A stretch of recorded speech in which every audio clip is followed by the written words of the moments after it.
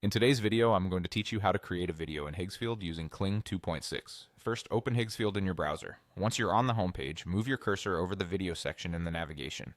You'll see options appear related to video tools. From there, look for and select Create a Video. This takes you to the main workspace where everything happens.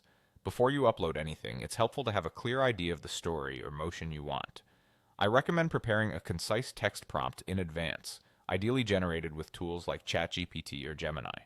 A good prompt describes the subject, the style, the movement, and the mood. Think along the lines of a cinematic close-up of a runner in soft morning light, gentle camera pan, warm color palette. Short, vivid, and specific prompts usually give the best results. Next, upload your image. You can drag and drop it into the upload area or use the file picker. Choose a high-quality image with a clear subject and minimal clutter because the image guides how the motion will be applied. If you're using faces or logos, make sure they're well lit and not overly compressed to avoid artifacts. Now toggle audio based on your goal. If you just want a clean visual for later editing, turn audio off. If you want a quick complete clip, you can leave it on. You can always replace the sound in your editor later. It's time to choose your model. Higgsfield offers multiple options, each with its own strengths. In this video, we'll use Kling 2.6. It's a strong all-around choice for natural motion, smooth camera effects, and consistent detail. If you need more stylized effects or specific animation behavior, you can experiment with other models later.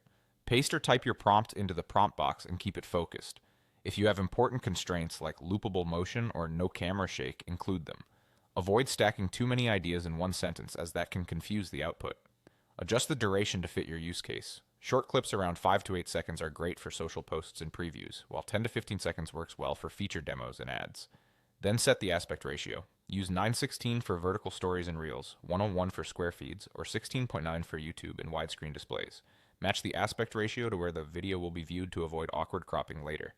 Give your settings a quick review, and you're done. You now have a streamlined workflow for turning a single image and a clear prompt into a polished motion clip in Higgsfield using Kling 2.6.